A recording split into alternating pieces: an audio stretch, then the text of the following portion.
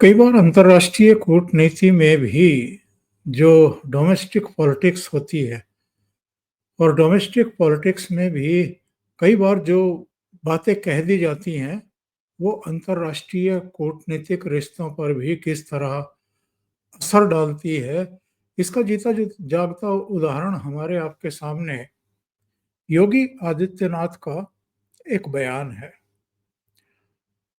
बल्कि मैं कहूँगा कि एक मंत्र है जिसका असर हमने हरियाणा के चुनाव में भी देखा, महाराष्ट्र के भी, दिल्ली के भी।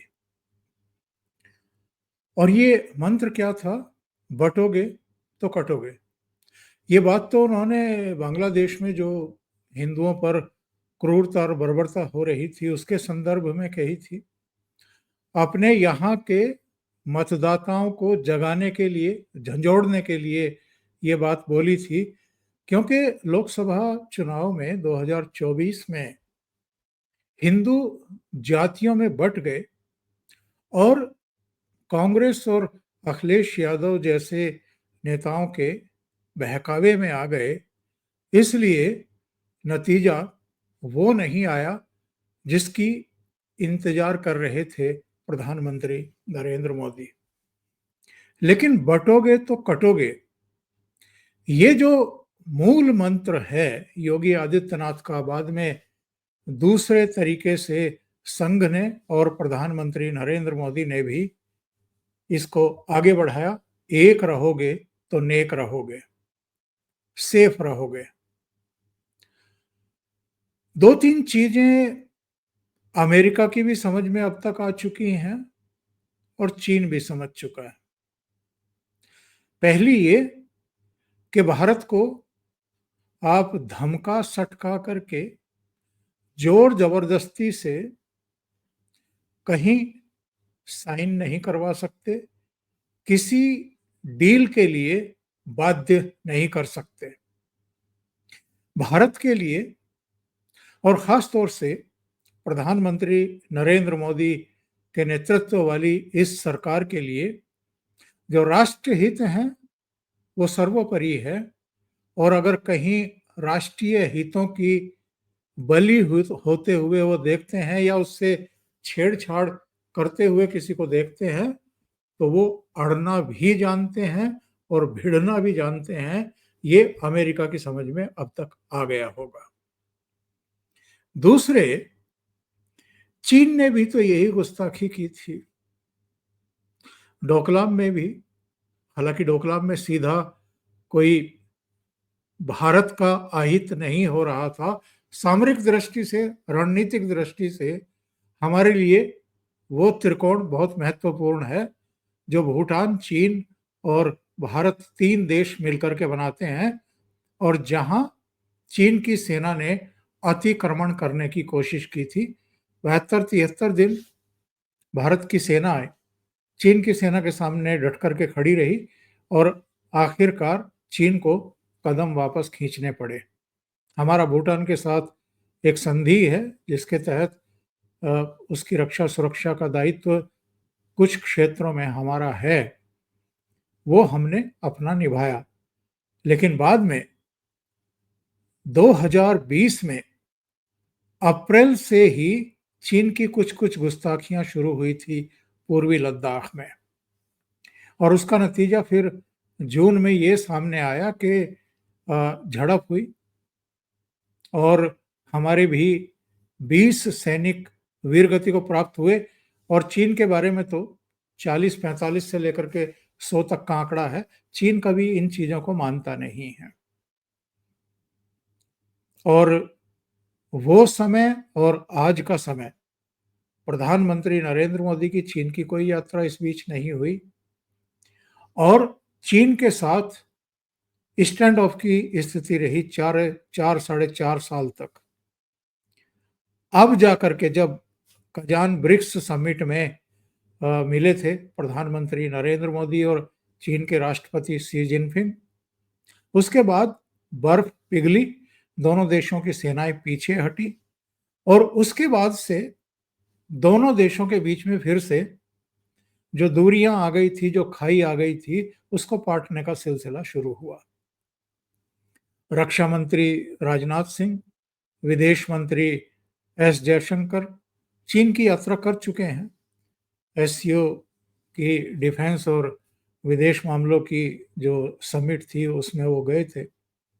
और एनएसए अजित डोभाल भी अपने समकक्ष और वहां के रक्षा मंत्री के भी संपर्क में रहे और उन्हीं के आमंत्रण पर विदेश मंत्री वांग यी दिल्ली के दौरे पर आए अपने एक प्रतिनिधिमंडल के साथ और इसमें बहुत सारे मुद्दों पर चर्चाएं हुई हैं। कौन कौन से मुद्दे हैं उन पर भी चर्चा करेंगे। लेकिन चीनी विदेश मंत्री का ये नई दिल्ली का दौरा इसलिए बेहद महत्वपूर्ण है क्योंकि प्रधानमंत्री नरेंद्र मोदी 30 अगस्त को जापान की यात्रा पर जा रहे हैं और 31 अगस्त और 1 सितंबर को वो चीन की यात्रा पर भी जा रहे हैं। और उनकी यात्रा से पहले चीनी विदेश मंत्री का नई दिल्ली का दौरा और यहाँ पर बहुत सारे मुद्दों पर चर्चा होना, उनकी तरफ से बयान देना, उनका ये कहना कि जो भारत की चिंता है रेयर अर्थ मिनरल की, इसके अलावा फर्टिलाइजर्स की और टनल बोरिंग मशीन की, जिसको लेकर के उसकी निर्भरता दूसरे पश्चिमी देशों पर थी और इसमें अमेरिका की भी भूमिका थी, तो वो चिंता चीन कम करने को तैयार है, ये वहां के विदेश मंत्री ने कहा। बहुत सारे दूसरे मुद्दे भी हैं जिन पर चर्चा हुई है। उनमें जो खास तौर से रेयर अर्थ वाला जो रिक्वायरमेंट है भारत का, जो आपका इलेक्ट्रिक पेट्रोल वाहनों में इस्तेमाल किया जाता है, कई उपकरणों में, ऊर्जा से जुड़े हुए उपकरणों में इसका इस्तेमाल किया जाता है। तो अप्रैल में चूंकि चीन ने प्रतिबंध लगा दिया था कुछ राष्ट्रीय सुरक्षा की बात कह करके, तो भारत की कुछ चिंताएं थी, अब वो चीन दूर करने जा रहा है। ये जो प्रधानमंत्री नरेंद्र मोदी का चीन का दौरा है और भारत और चीन के बीच में जो एक बर्फ जमी हुई थी, जो अब पिघलती हुई दिखाई दे रही, फिर से जो अविश्वास की खाई चौड़ी होती जा रही थी, उसको जो पाटने का एक प्रयास चल रहा है, इसके लिए थैंकफुल होना चाहिए डोनाल्ड ट्रंप का। उन्होंने फिर से भारत और चीन की जो दूरियां हैं वो कम करने में बड़ी मदद करी है और इसमें बड़ी भारी भूमिका रही है रूस के राष्ट्रपति व्लादिमीर पुतिन की। क्योंकि कजान में जब ब्रिक्स समिट हो रही थी तो उस समय पुतिन ने ही आगे बढ़कर के प्रधानमंत्री नरेंद्र मोदी को भी वहां आने के लिए मनाया था और चीन के राष्ट्रपति को भी मनाया था, क्योंकि उससे पहले जितनी भी ब्रिक्स देशों की या एससीओ की समिट हो रही थी, जहां भारत और चीन के प्रधानमंत्री और राष्ट्रपति पूर्व में आते जाते रहे, शामिल होते रहे, उनमें या तो प्रधानमंत्री नहीं गए या शी जिनपिंग नहीं गए, वो एक दूसरे का सामना करने से कतराते रहे और बचते रहे थे। लेकिन जिस तरीके से रूस से ईंधन खरीदने और यूक्रेन युद्ध में उसे मदद पहुंचाने का आरोप लगा करके डोनाल्ड ट्रंप ने भारत पर पहले 25% टैरिफ लगाया और उसके बाद 50% तक उसे बढ़ा दिया, उससे भारत और अमेरिका के जो रिश्ते पिछले 2.5 दशक में हर क्षेत्र में सुधरे थे, सहयोग बढ़ा था और खुद अमेरिका भारत को अपना रणनीतिक सहयोगी बता रहा था और डोनाल्ड ट्रंप अपने पहले कार्यकाल में प्रधानमंत्री नरेंद्र मोदी को अपना बेस्ट फ्रेंड तक कहते थे। इस बार ऐसी क्या चीजें हुई कि डोनाल्ड ट्रंप इस कदर चिढ़ गए कि उन्होंने भारत पर टैरिफ लगाने शुरू कर दिए, टैरिफ थोपने शुरू कर दिए, और वो भी एक तरफा, बिना इस बात की चिंता किए कि भारत की नाराजगी कई क्षेत्रों में अमेरिका को भी मुश्किलों में डालेगी। एक्चुअल में जब फरवरी में प्रधानमंत्री नरेंद्र मोदी की वॉशिंगटन की विजिट हुई, बताते हैं उस समय कुछ मुद्दों को लेकर के कुछ ऐसी बातें हुई थी दोनों नेताओं के बीच में जो प्रधानमंत्री नरेंद्र मोदी को ही नागवार नहीं गुजरी बल्कि डोनाल्ड ट्रंप को भी गुजरी।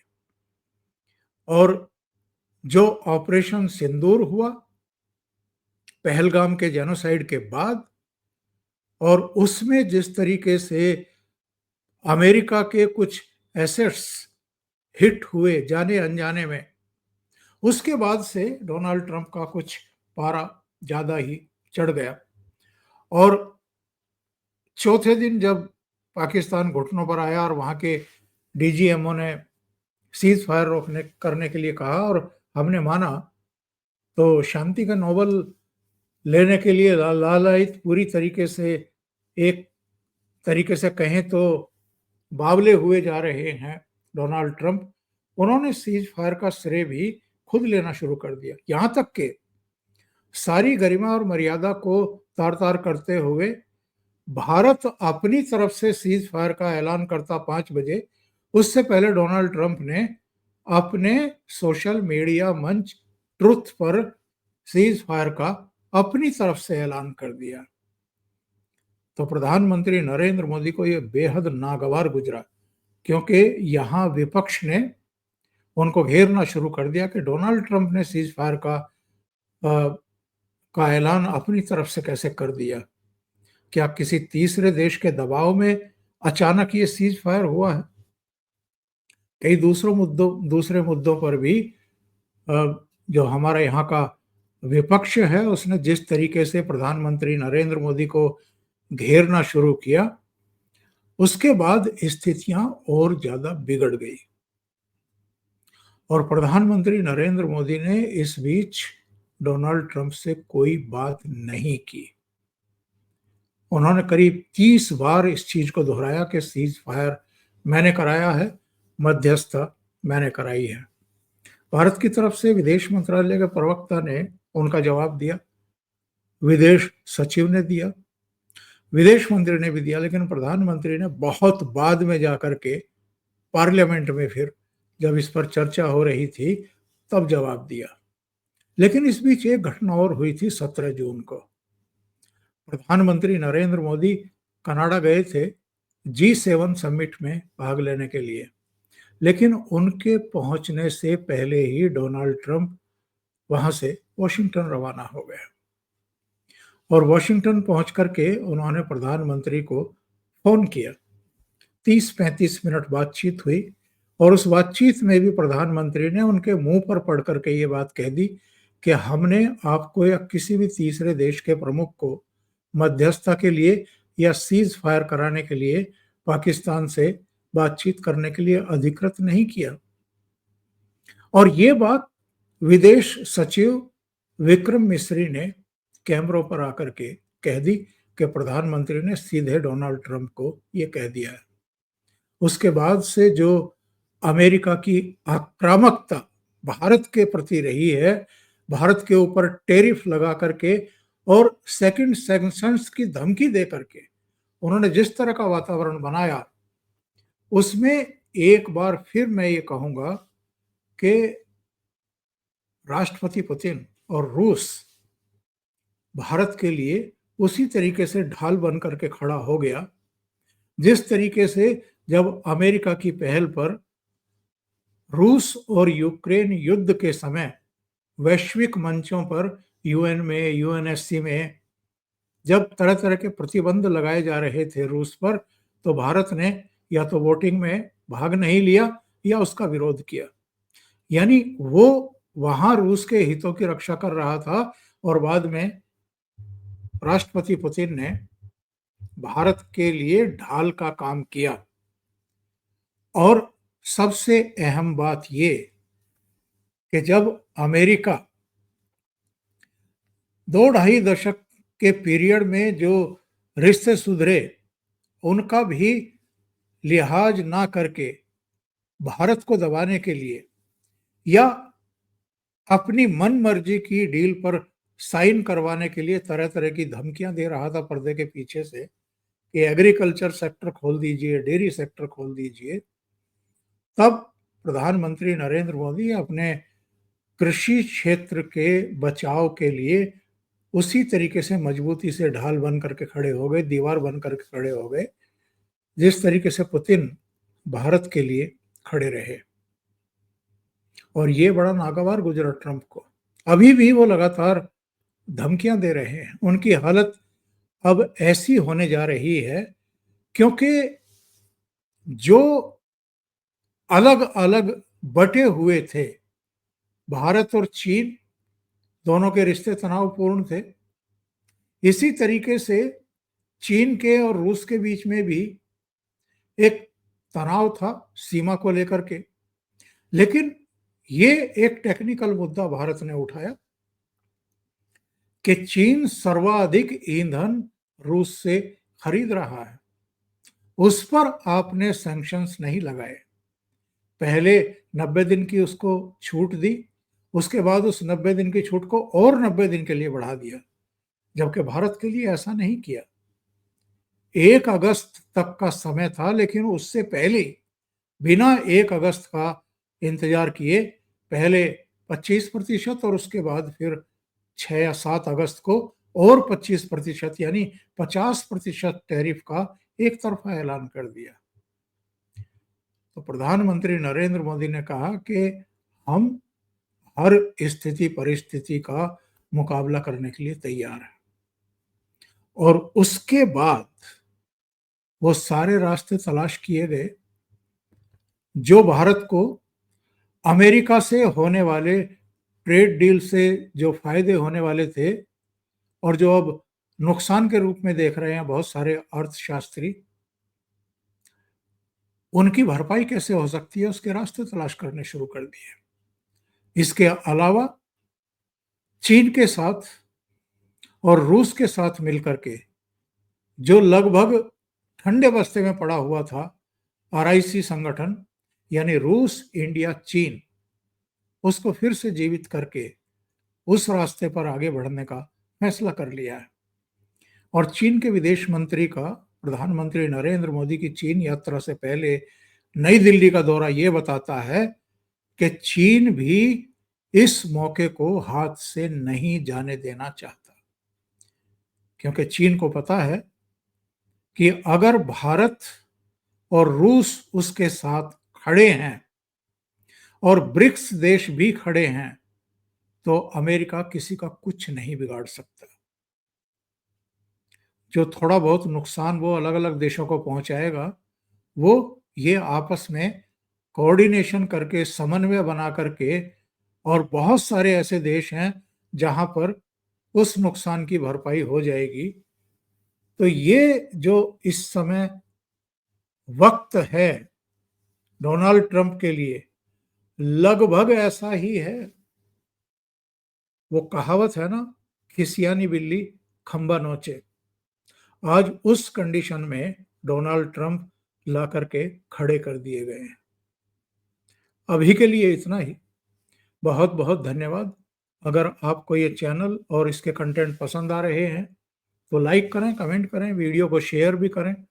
अभी तक अगर आपने ये चैनल सब्सक्राइब नहीं किया है तो सब्सक्राइब कर लें और अपने मित्रों को ये वीडियो अग्रसारित भी करें।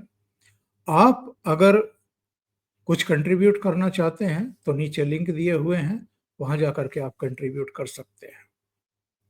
बहुत बहुत धन्यवाद। नमस्कार।